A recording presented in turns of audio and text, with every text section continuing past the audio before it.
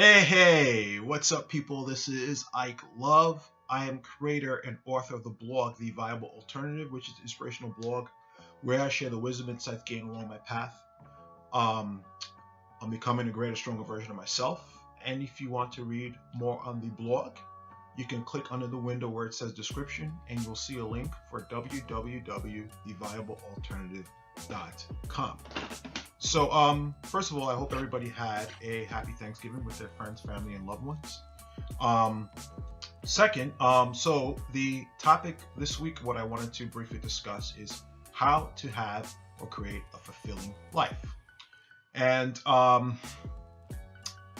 yeah, many of us, we are in the pursuit of money because we feel that if we hit a certain dollar amount, that will give us fulfillment.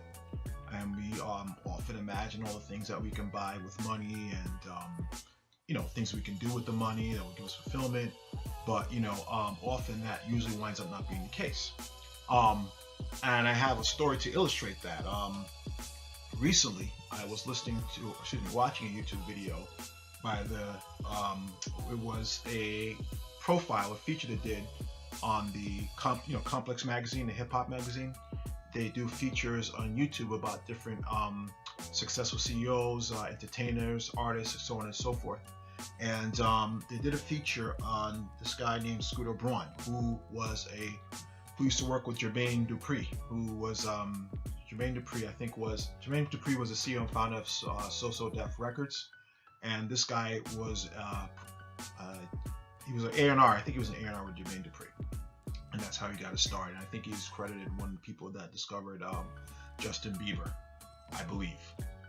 So anyway, this guy, when he was talking about when he was on the up and up, on his come up rather, he talked about he knew a guy, or he saw a guy who lived his like ideal lifestyle. And so after observing this guy, he walked up to him one day and asked the guy, like, how much money does it take for you to live a lifestyle like that? And how much will I need to make to be able to live like you? And the guy gave him a dollar amount. So Scooter Braun says several years later, he was like age 27 years old, and he was driving down one of Atlanta's streets, and he had a discussion with his accountant about the state of his finances and so on and so forth. And in the conversation, his accountant told him how much he was worth, and he realized at that point that he surpassed the dollar amount that the guy told him that he needed to live the lifestyle that he lived. The guy that he asked how much money he took, because Scooter originally, when he heard that original dollar amount, didn't think he was going to be able to make that until his mid-50s. But surprisingly, he made that at the age of 27. Probably before that, but he just didn't know, he wasn't paying attention. So what he did after that, he got off the phone, he excitedly called his dad, and he told his dad, oh, Dad, I made the amount that blah, blah, blah, that told me I needed to live such a certain way. I'm the richest person in the family now, blah, blah, blah. And his dad asked him, well, how does it feel? And really, he said, it really didn't feel much different. It just was a complete dollar amount, like a figure floating around his head, but it didn't translate to anything, like no type of like transformational or enlightening experience. It just was him realizing he made a certain amount of money, and that was that, and nothing more. And after he got off the phone with his dad, he just pulled over the side of the road and just became very depressed. Because the question was now, it's like, yo, I thought this amount of money would make me happy, but it really didn't do anything at all. And so he called back his dad and told him about, what he was experiencing. And his dad said to him, look back at the past year and think about the times when you were truly happy and what you were doing during those times. And he said, just playing hoops with his boys, helping people out on social media, and hanging out with his friends, talking, and he said, well, his dad was like, well, now you realize that money's a tool for you to achieve those ends, but in and of itself, money in itself will not make you happy. It's a tool for you to reach whatever fulfills you. And often, Well, okay, in my own case, I remember my first real true job, probably my last true job actually, true job.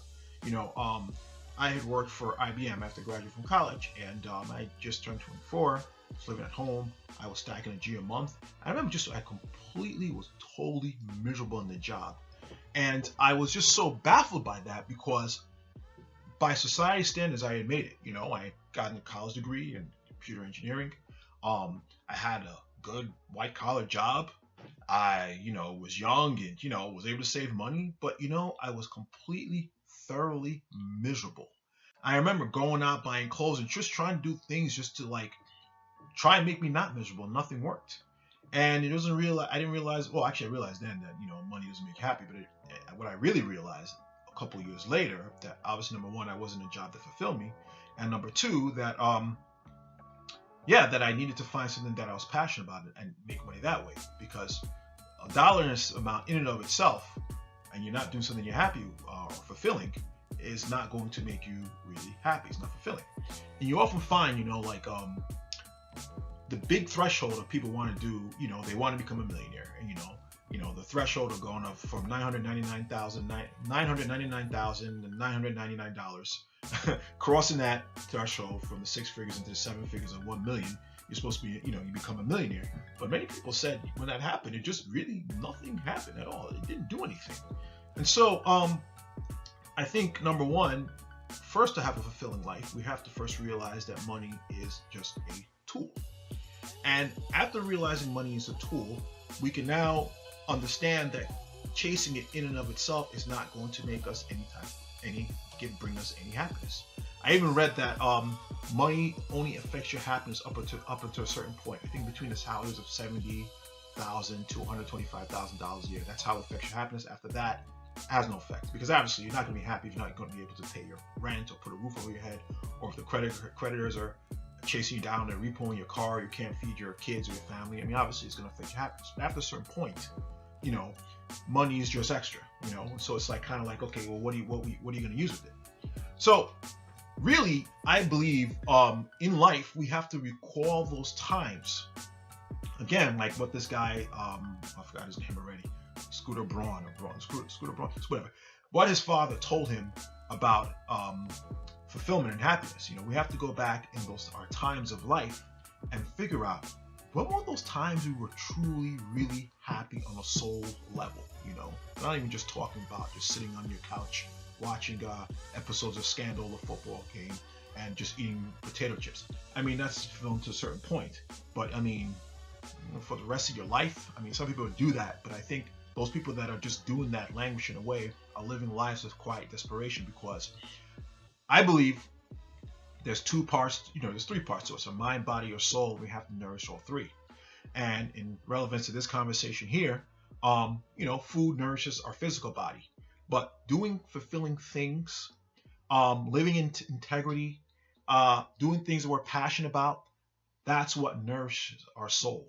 Pursuing our dreams nourishes our soul, because as the Bible says, a hope deferred makes a heart sick.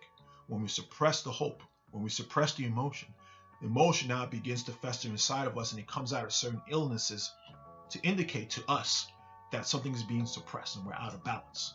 So I think, again, going back to what I originally said, we have to go back and think about all the times in our lives where we were actually fulfilled. And it could be anything. You don't have to measure what you think society wants you to think. It could be you, collecting ants in your ant farm, or you gardening, or you writing, or you playing sport, or you playing with your kids. I know one of my friends said he was laid off this summer, and he spent all summer with his son, and he said it was so fulfilling. So we have to take the things that we fulfill us in life, and we have to find a way to now do more of that. And money is a tool towards doing that, because many of the times we can't do what we want to do because we have to work to make money. But if we find a way to have enough money, we can buy the time to do the things we want to do. So I would take, for instance, my life. The few times I've stood up and spoken in front of people to inspire people, to share people the wisdom of the trials and tribulations I've been through and what I learned from them, and just impacting the lives of people, man, that was completely so fulfilling to me, you know. Another fulfilling thing to me is, you know, as a model, when I do events like under a certain theme, like I did a theme back in 2015 called Expressions of Divinity, you know, where it was a whole theme about a photo shoot I did about the divinity and celebrating our own inner divinity that God put in us. And again, just having people inspired by that was very fulfilling. It made my life feel worthwhile.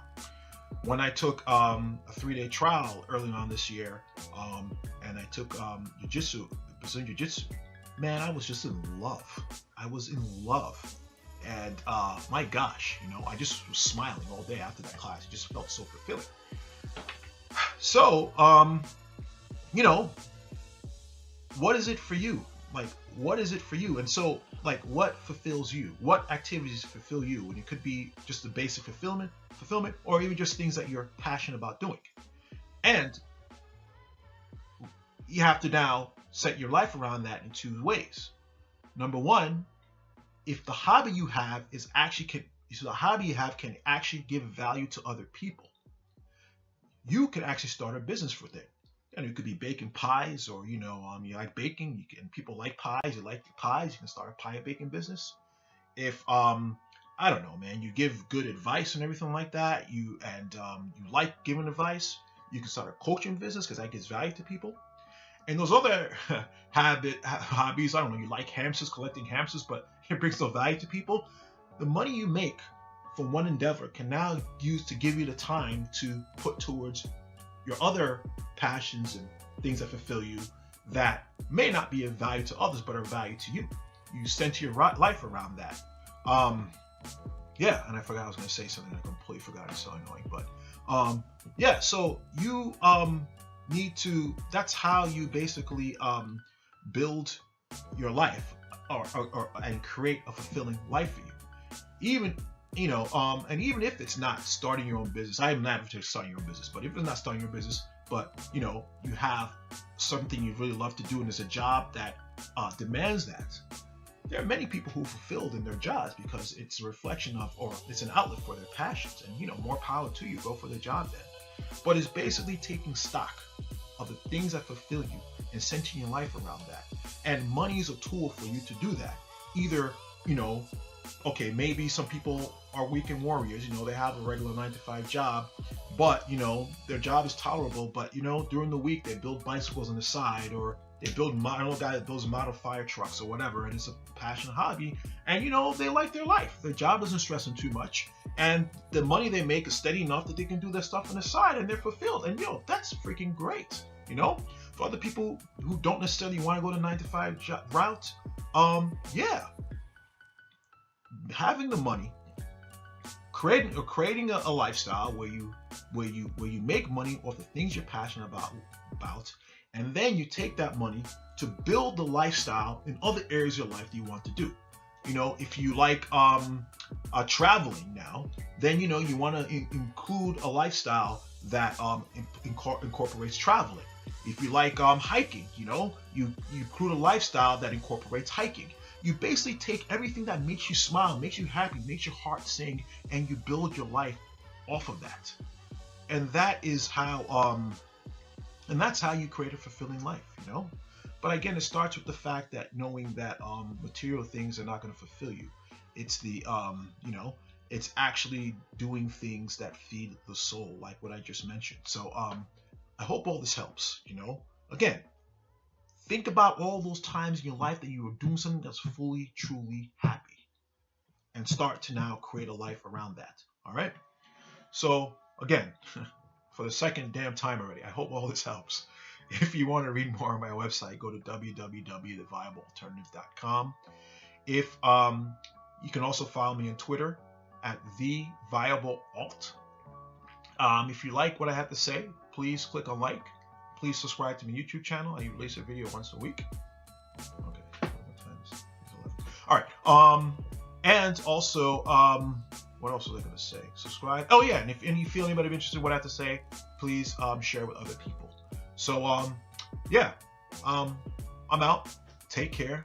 God bless, and peace.